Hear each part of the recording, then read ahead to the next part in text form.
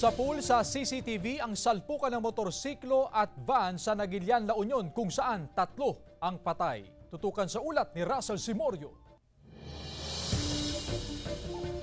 Sa cellphone video, makikita ang 3 lalaking nakahandusay sa tabi ng nakatumbang motorsiklo sa National Highway ng Barangay Ortiz, Nagilian, La Union.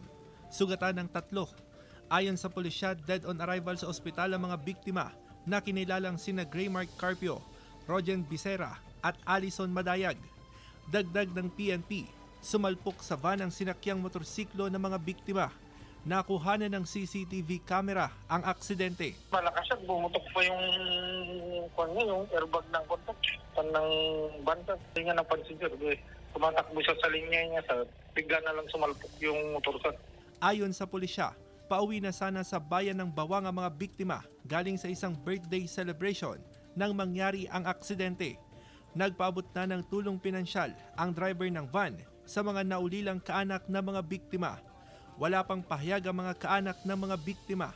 Hinigpitan ng pulisya ang pagbabawal sa mga motorsiklo na dumaan sa inner lane sa mga national highway. Inuhuli nga namin dito yung mga na dumadaan sa inner lane dyan.